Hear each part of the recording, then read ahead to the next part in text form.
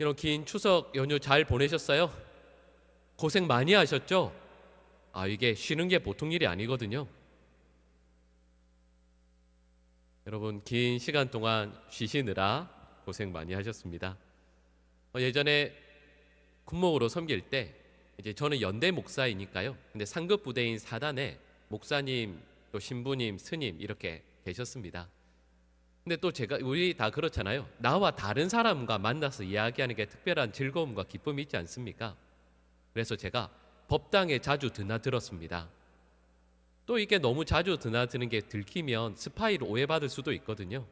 그래서 너무 자주는 아니지만 그냥 식사를 함께 하거나 뭐 차 한잔 하면서, 특별히 저는 불교에 대해서 궁금한 것, 우리 그 법사님께서는 저에게 기독교에 대한 것을 서로 이렇게 이야기를 자주 나누었습니다. 근데 한 번은 이야기하다가 대화 주제가 뭐였냐면 우리 삶에서 가장 비참하고 힘든 마음이 무엇인가 라는 주제였습니다. 근데 이런 이야기를 나누다가 그 스님께서 이렇게 말씀하시더라고요. 불교에서는 해결되지 않은 그 분노의 마음, 섭섭한 감정이 내 속에 남아서 그것이 커지고 커져서 가득하게 되었을 때 그것이 가장 힘들다, 이렇게 말씀을 하셨어요. 그래서 이렇게 분노의 마음을, 미움의 마음을 가지고 살아가는 걸 이제 그림 언어로 설명해 주셨어요. 그게 어떤 것이었냐면, 저기 눈앞에 내가 미워하는 사람이 있잖아요. 근데 그 미워하는 그 사람에게 던지기 위해서 뜨겁게 불에 달구어진 석탄을 던지려고요. 내 손에 꽉 쥐고 있는 것, 바로 그 모습이라고 설명을 해주었습니다. 그럼 생각해 보면, 여러분, 이 뜨겁게 달구어진 석탄을 상대방한테 던지면 통쾌하겠죠? 맞으면 얼마나 아프겠어요? 얼마나 뜨겁겠어요? 근데 문제가 있습니다. 상대방은 맞으면 잠시 아픈 거지만 그걸 적절한 타이밍과 또 순간을 찾아야 되니까요. 그때까지 내 손에 어떻게 해야 돼요? 이걸 쥐고 있어야 되거든요. 그러니까 불교에서 이렇게 말씀하시더라고요. 상대방에게 갚을 수는 있겠지만 그 이전에 내가 상한다. 나를 살리기 위해서 미움의 마음을 내려놓고 상대를 용서하는 것이 필요하다, 이렇게 말씀해 주셨어요. 여러분, 그때 저도 여러분들처럼 꼭 똑같이 고개를 끄덕끄덕 했습니다. 그렇구나. 근데 갑자기 스님께서 저에게 이렇게 질문하시는 거예요. 그럼 기독교인은 어떻게 하냐고. 여러분, 미움의 마음이 들 때 어떻게 하세요? 저 그때 실은 당황했거든요. 근데 우리 또 당황하면 또 어떻게 대답해요? 기도해야죠, 이렇게 하시잖아요. 근데 제가 그때 드렸던 대답도 그거였습니다. 그런 분노의 마음이, 누군가에게 미움의 마음이 들 때 어떻게 해야 되냐라고 물어보실 때 제가 기도해야죠 라고 말씀드리면서 거기에 대한 대답으로 드렸던 것이, 알려드렸던 것이 바로 주기도문이었습니다. 그럼 주기도문의 내용이 그러하죠. 마태복음 6장 9절에서 13절 말씀이 나옵니다. 근데 주기도문은 크게 두 부분으로 나눌 수 있죠. 앞부분은 하나님의 나라를 위한 간구의 내용입니다. 또 여기에 작게 세 가지의 내용이 나와요. 그리고 이와 함께 후반부 내용은 누굴 위한 기도의 내용이죠? 나를 위한, 우리를 위한 기도의 제목입니다. 근데 거기에는 또 똑같이 세 가지가 나오죠. 그 첫 번째가 일용할 양식을 주시도록, 그리고 두 번째가 용서입니다. 그리고 세 번째가 시험에 들지 않도록 지켜주시기를 간구하는 내용입니다. 이 세 가지가 주기도문에서 바로 나를 위한, 우리 인간을 위한 간구의 내용이죠. 생각을 해보시면 우리가 실제로는 간구해야 될 내용이 얼마나 많이 있어요. 예를 들면 나의 건강, 또 장수, 또 우리 가정이 잘 살아가는 것, 화목, 이런 것도 기도의 제목으로 넣을 수 있을 텐데 예수님께서는 그걸 가르쳐 주시지 않으세요. 말씀드렸던 이 세 가지를 말씀해 주시죠. 근데 말씀드렸던 것처럼 주기도문에서 정말 중요하게 다루고 있는 내용이 바로 용서입니다. 이게 마태복음 6장 9절에서 13절 말씀에 나와요. 근데 여러분, 이렇게 말씀드렸을 때 머릿속에 언뜻 떠오르는 거 있으시죠? 오늘 본문이 몇 절부터예요? 14절부터요. 그러니까 예수님께서 주기도문을 쭉 제자들에게 가르쳐 주시고 난 이후에 또 다시 한 번 더 반복해서 오늘 본문의 내용을 말씀하시고 있는 겁니다. 여러분, 우리 삶에서 예수님께서 용서해야 하는 일에 다시 한번 말씀하시는 이유가 있어요. 그 이유는 용서하는 일이 가장 중요하기 때문일 것이고, 또 어쩌면 용서하는 일이 가장 어렵기 때문일 것입니다. 어떤 분이 그런 말씀하시더라고요. 삶에서 가장 힘든 일이 뭔가 살면서 돌아보았더니 가장 힘든 일이 두 가지가 있으시대요. 첫 번째는 삶에서 죄를 짓지 않는 것. 그리고 죄 짓지 않는 게 얼마나 힘듭니까? 근데 죄 짓지 않는 게 정말 힘들고, 그와 함께 또 힘든 것이 무엇이냐면 누군가를 용서하는 건요. 용서하는 게 참 힘듭니다. 그래서 예수님께서 이 용서에 대해서 또다시 말씀해 주셨다라고 하는 거죠. 그래서 여러분, C.S. 루이스가 이렇게 말합니다. 용서는 모두가 좋은 것으로 여긴다. 여러분, 이 말씀 맞죠? 용서는 다 좋다고 생각하시잖아요. 그런데 뒤에 한 단어를 더 붙여요. 이렇게 말합니다. 자기가 용서하기 전까지는, 이렇게 말해요. 용서하기 전에는 용서는 너무 좋은 거지. 근데 내가 막상 용서를 해보면 그게 얼마나 어렵고 힘든지를 깨닫게 됩니다. 용서하고자 애쓰면 애쓸수록 용서하는 게 보통 일이 아니구나라는 걸 알게 되죠. 근데 또 여러분, 우리가 용서하는 것을 포기할 수는 없습니다. 앞서 말씀드렸던 것처럼 용서하지 못하는 것은 그 뜨겁게 달구어진 숯불을 마치 내 손에 꽉 쥐고 있는 것과 똑같거든요. 내 심장에 그걸 안고 있는 것과 똑같거든요. 근데 오늘 본문 말씀을 보면 저희들에게 용서해야 할 이유를 용서하지 않으면 너희의 삶이 망가진다, 이렇게 설명하시지 않습니다. 용서해야 할 이유를 이렇게 말씀하시죠. 우리 오늘 본문입니다. 마태복음 6장 14절에서 15절 말씀을 우리 같이 한번 읽어보겠습니다. 너희가 사람의 잘못을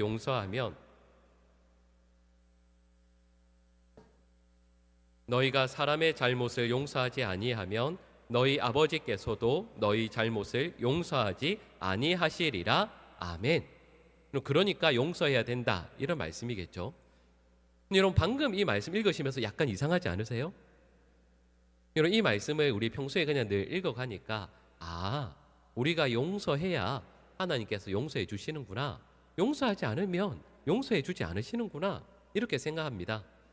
근데 여러분, 이 내용은 실은 아주 어떻게 보면 우리의 신앙과 다른 말씀이에요. 우리가 방금 읽은 이 말씀을 곰곰이 생각해 보세요. 이런 하나님의 용서가 있습니다. 근데 하나님의 용서가 이 말씀에 따르면 이 용서에는 조건이 있다라는 뜻이잖아요. 그러니까 이렇게 신학 명제를 하면 이렇게 말씀드릴 수 있겠죠. 하나님의 용서는 조건부이다. 여러분, 정말로 이 말씀이 맞겠습니까? 하나님께서 우리를 용서하실 때 조건이 붙는다, 조건부이다 라는 말이 과연 맞겠습니까? 그리고 실은 좀 전에 말씀드렸던 것처럼 이 문장 자체가 참 어려운 말씀이에요. 왜냐하면 하나님의 용서라는 말은 항상 무엇과 같이 다니게 되냐면 하나님의 사랑과 함께 가는 거거든요. 하나님께서 사랑이시니까, 하나님께서 우리를 사랑하시니까 우리를 용서해 주시는 것이죠. 그런데 이 말씀에 따르면 하나님의 사랑이 조건부이다라는 뜻이 됩니다. 하나님께서 사랑받을 만한 사람을 사랑해 주시는구나.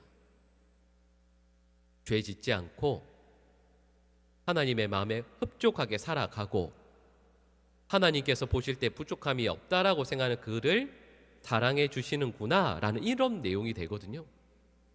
근데 이건 우리가 알고 있는 것과 너무 다르죠. 하나님의 사랑은 무조건적이어서 이 자격 없는 죄인을, 이 부족한 자를 하나님께서 그 어떤 것도 따지지 않고 사랑해 주신다라고 우리는 고백합니다.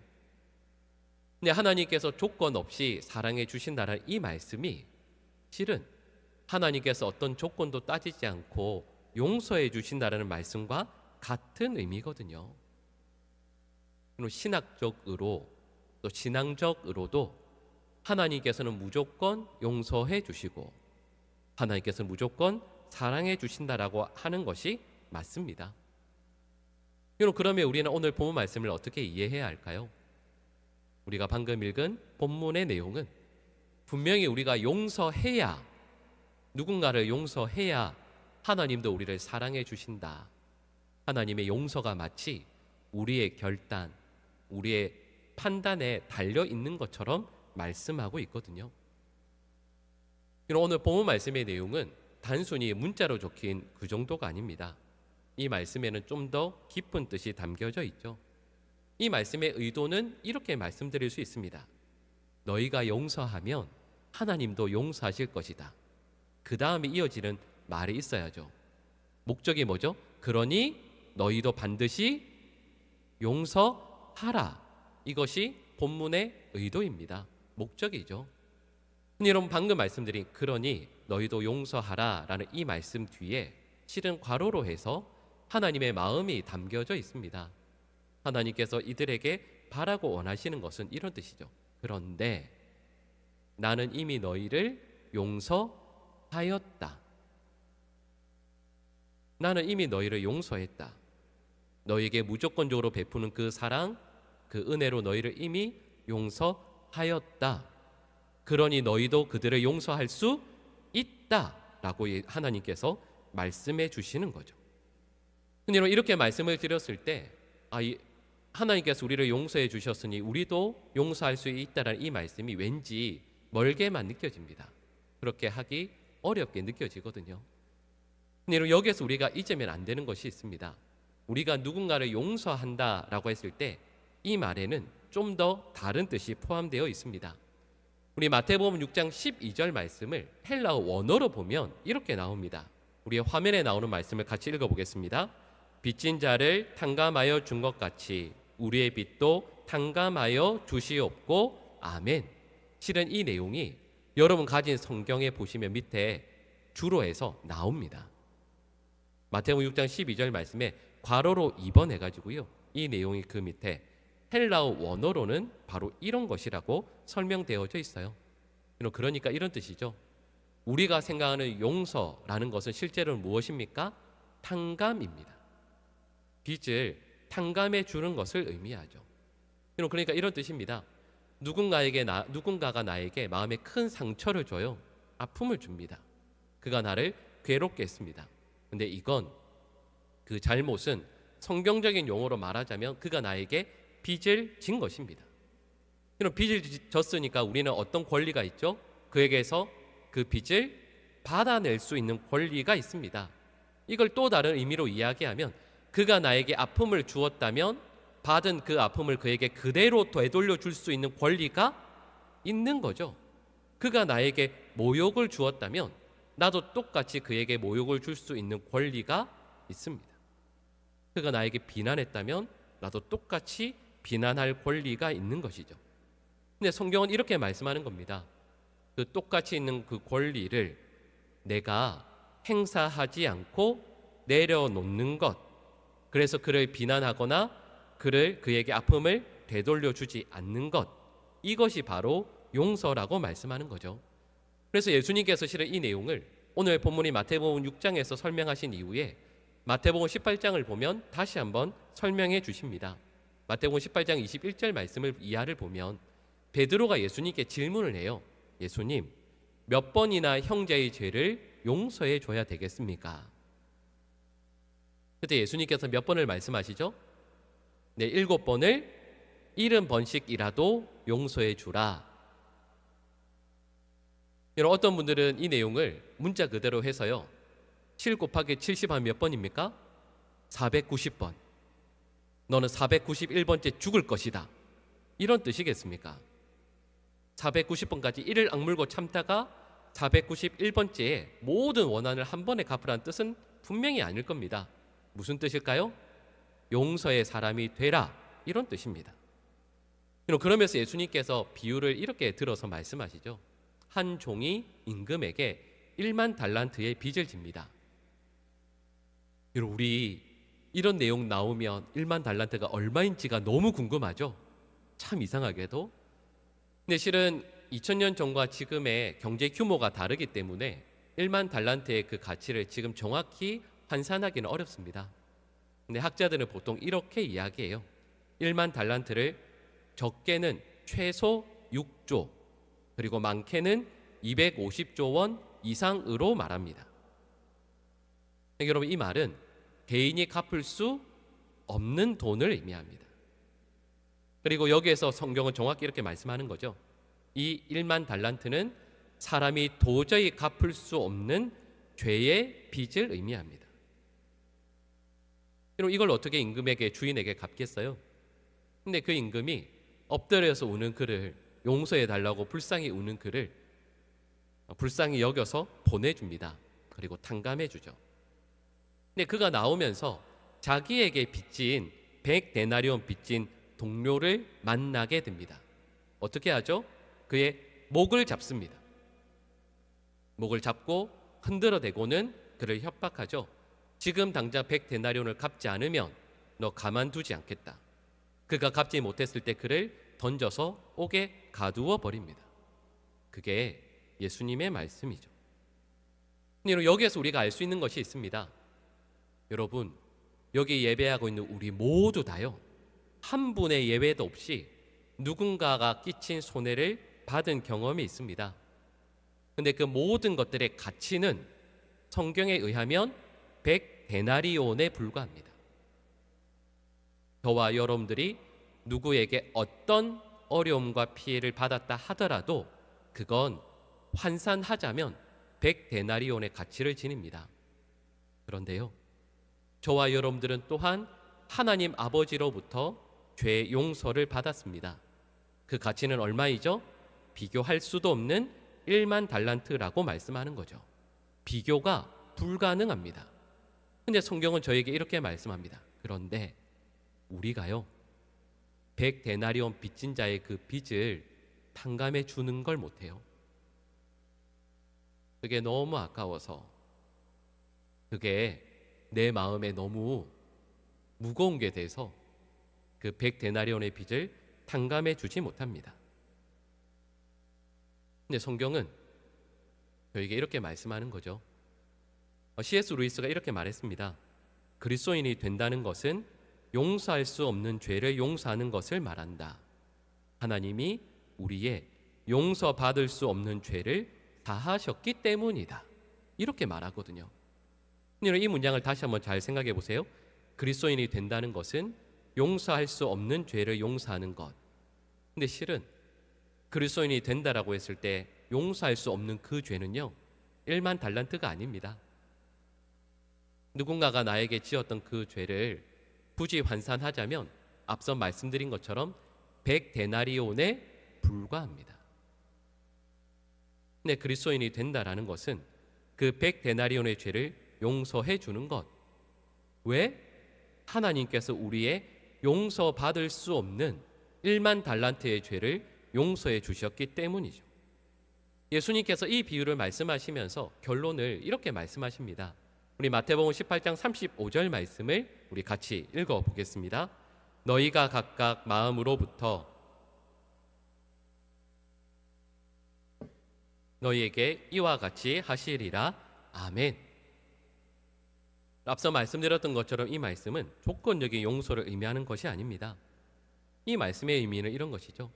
만약에 저도 여러분들도 삶에서 100데나리온의 용서를 베풀지 못한다고 한다면 그건 우리가 정말 하나님으로부터 1만 달란트의 용서를 받은 경험이 정말로 있는지, 그 감격과 은혜를 간직하고 있는 것인지, 잊어버리고 눈앞에 있는 그 100데나리온으로 말미암아 우리의 모든 것을 다 팔아버리는 것은 아닌지를 질문하고 있는 것이죠.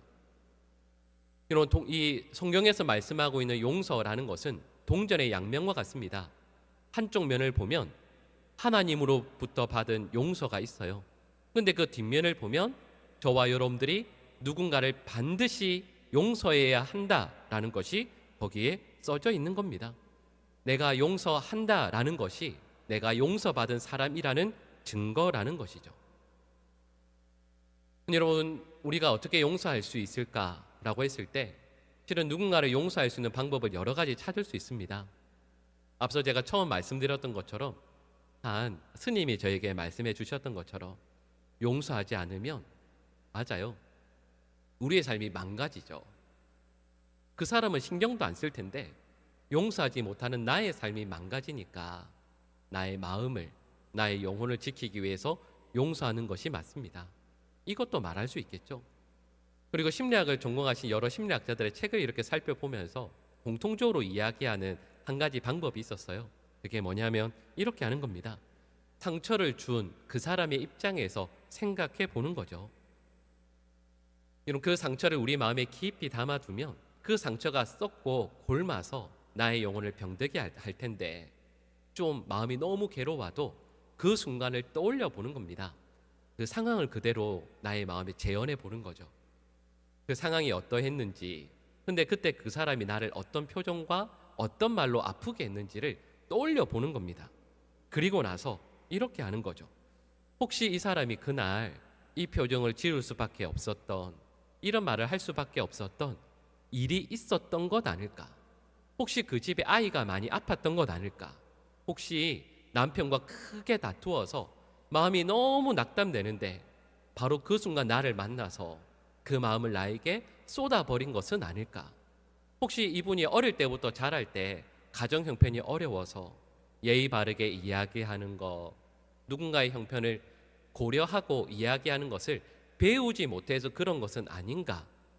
이런 생각들을 하면서 그 사람의 자리에 서보게 될 때 그를 용서할 수 있겠노라 하는 것이죠. 앞서 말씀드렸던 이 두 가지 방법 다 맞습니다. 우리에게 도움이 돼요. 이렇게 생각해 보는 것, 이렇게 나 자신을 돌아보는 것 참 중요할 것 같습니다. 그런데요, 성경은 저에게 그런 방법들을 말씀하는 것이 아닙니다. 오늘 본문도 그렇고요. 성경은 저에게 어떻게 말씀하는가라고 했을 때 우리 로마서 12장 19절 말씀을 우리 같이 한번 읽어보겠습니다. 내 사랑하는 자들아,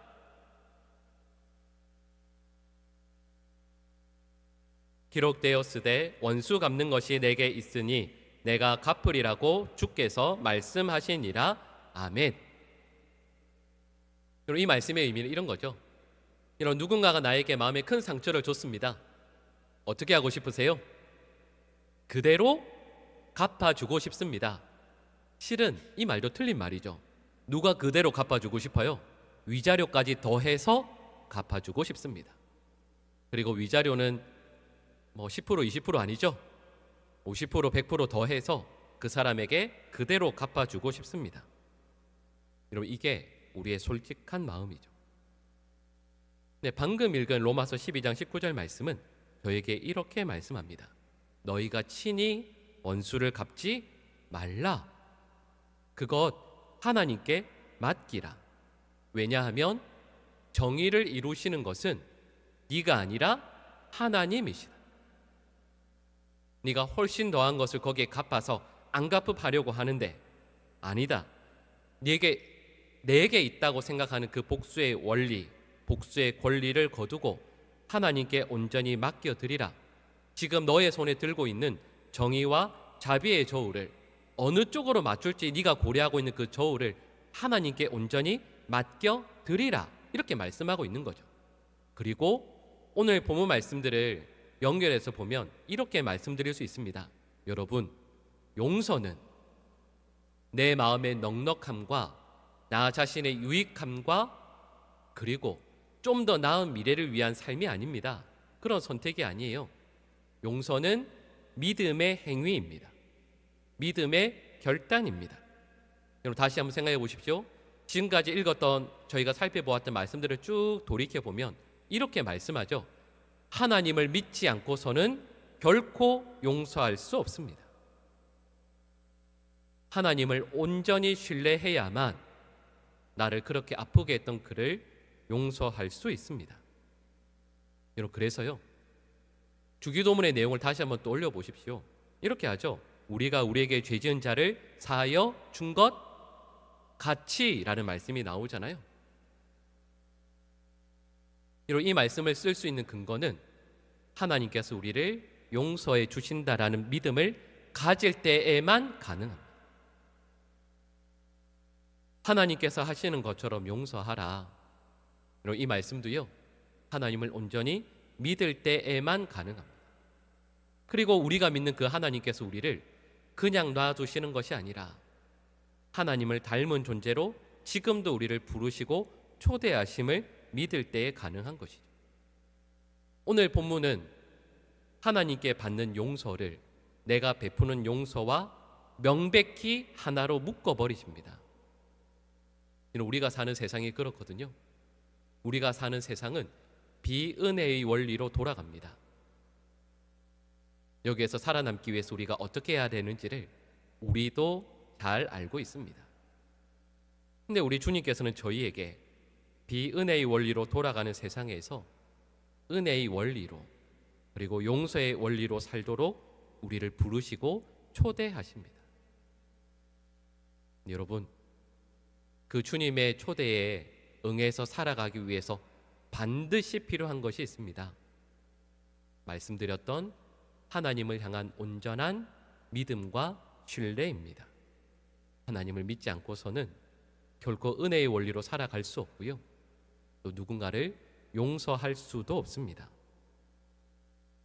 그래서 실은 오늘 설교 말씀의 제목을 용서는 은혜의 체험장이라고 지었습니다.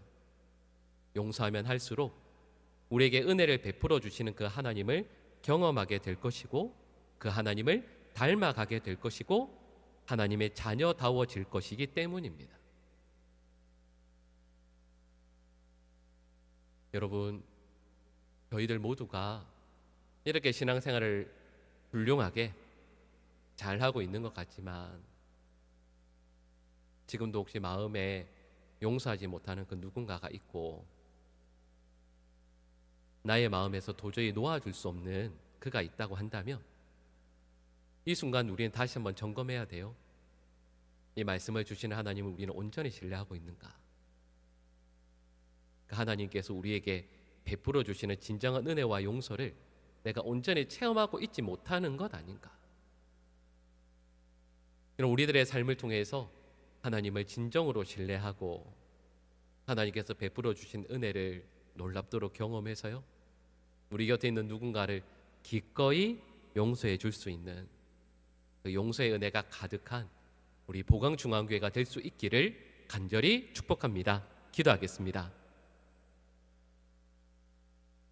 사랑의 하나님, 저희를 무조건적으로 사랑하신 우리 하나님의 그 사랑과 용서의 초대 앞에서 저희들도 우리 곁에 있는 누군가에게 기꺼이 주님을 닮아 용서하게 하여 주시옵소서. 용서할수록 더욱더 하나님의 아름다운 성품을 닮아가는 저희들을 고백하게 하여 주시고, 하나님, 저희의 가정이, 또 저희의 교회가, 또 저희에게 베풀어 주신 모든 삶의 자리들이 그 용서를 경험하고 나누고 누리는 은혜의 체험장이 되게 하여 주시옵소서.